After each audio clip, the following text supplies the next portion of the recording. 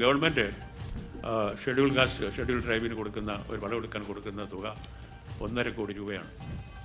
ഇത് ഞാൻ ഒരിക്കലും ബഹുമാനപ്പെട്ട മുഖ്യമന്ത്രിയുടെ അടുത്ത് ഞാൻ പറഞ്ഞു, ഇത് കറപ്ഷൻ ഉണ്ടാക്കാനുള്ളൊരു വഴി ഉണ്ടാക്കുകയാണ് ഗവൺമെൻറ്. ബഹുമാനപ്പെട്ട സാമ്പത്തിക ധനകാര്യമന്ത്രിക്ക് അറിയാം. പക്ഷെ അത് യാതൊരു മാറ്റവും ഉണ്ടായിട്ടില്ല. അതുപോലെ തന്നെ ഈ ഇവരെ തിരഞ്ഞെടുക്കുമ്പോൾ വളരെ നിർബന്ധമായിട്ട് എനിക്കൊരു ശുപാർശ ചെയ്യാനുണ്ട്. ഷെഡ്യൂൾ കാസ്റ്റിൽപ്പെട്ട ആളുകൾ നല്ലൊരു അതിൻ്റെ പിന്നിലുള്ള മനസ്സ് വളരെ നല്ലതാണ്, അതിൻ്റെ ഉദ്ദേശം വളരെ നല്ലതാണ്. പക്ഷേ അവർക്ക് കുറഞ്ഞത് ഒരു 3 മാസത്തെ ഇൻറ്റൻസീവ് ട്രെയിനിങ് കൊടുക്കണം, പരിശീലനം കൊടുക്കണം, സിനിമ എങ്ങനെ ഉണ്ടാക്കുന്നുള്ളതിന്. അപ്പോൾ ഒരാൾ സിനിമയായിട്ട് ഒരു താല്പര്യമായിട്ട് വരുന്നു അപ്പോൾ അയാളെ വെറുതെ പോയി സിനിമ എടുത്തു എന്ന് പറഞ്ഞുകൂടെ അയാളെ ഒരു രീതിയിലുള്ള പ്രോത്സാഹനമല്ലത്.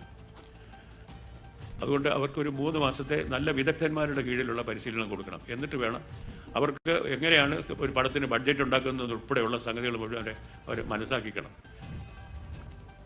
കാരണം ഫിലിം ഡെവലപ്മെൻറ്റ് കോർപ്പറേഷനിൽ നിന്ന് പണം വാങ്ങി പടം എടുത്തവർക്ക് എല്ലാം കംപ്ലൈൻ്റാണ്. അവർ വിചാരിച്ചിരിക്കുന്നത് ഈ പണം അവരിങ്ങനെ എടുത്ത് ദിവസം തരും, കൊടുത്തു നമുക്ക് ഇവിടെ കൊണ്ടുപോയി പടം എടുക്കാമെന്ന്. അങ്ങനെയല്ല, അത് പറഞ്ഞ് മനസ്സിലാക്കണം അവരെ. ഇത് പബ്ലിക് ഫണ്ടാണ്, ജനങ്ങളുടെ നിന്ന് കരം പിടിച്ച പണമാണ് ഇത്തിരി ചിലവാക്കുന്നത്. മറ്റ് ഒരുപാട് പ്രധാനപ്പെട്ട വിഷയങ്ങൾ നമ്മുടെ ജീവിതത്തിലുണ്ട്, അതിനൊക്കെ വേണ്ടി ചിലവാക്കാനുണ്ട്. ഞാൻ പൊതുവായിട്ട് അത് പറയാം. ഈ പട്ടികജാതി പട്ടികവർഗ ആദിവാസി കോളനികളിൽ വരുന്ന പിള്ളേർക്ക് ഒരു ഒറ്റ വീട്ടിൽ പഠനമുറിയൊക്കെ ഉള്ള ഒരു വീട്ടിൽ നിന്ന് വരുന്ന കുട്ടിയുടെ അത്ര സംവിധാനങ്ങൾ ഉണ്ടാവില്ല. ഇവരെ പോലെ പഠിക്കാൻ കഴിവുണ്ടാവില്ല. ഒന്നാമത്തെ കാര്യം ഇത് നമ്മുടെ DNA യിലില്ല. ഇത് നമ്മുടെ DNA യിലെന്ന് ഞാനിങ്ങനെ ആലോചിച്ച് നോക്കുകയാണ്.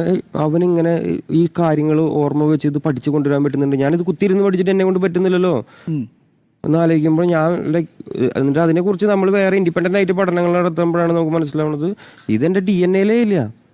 അതായത് പഠനത്തിൽ പിന്നാക്കം നിൽക്കുന്ന ഒരു കുട്ടി അയാളൊരു അധസ്ഥിത സമൂഹത്തിൽ നിന്ന് വന്നാൽ അത് ആ കുട്ടിയുടെ മാത്രം കുഴപ്പമല്ല. പക്ഷേ ഈ സിസ്റ്റം കാണുന്നത് ആ കുട്ടിയെ അടിച്ചു പഠിപ്പിക്കണം എന്നുള്ള കാര്യത്തിലാണ്. ഇത് ആ കുട്ടിക്ക് അറിയില്ല. കുട്ടിയുടെ അപ്പനോ അമ്മയോ അവന്റെ അച്ചാച്ചനോ അമ്മാമ്മയോ ആരും വിദ്യാർത്ഥികളിൽ പോയിട്ടില്ല, ആരും എവിടെയും പോയി പഠിച്ചിട്ടില്ല.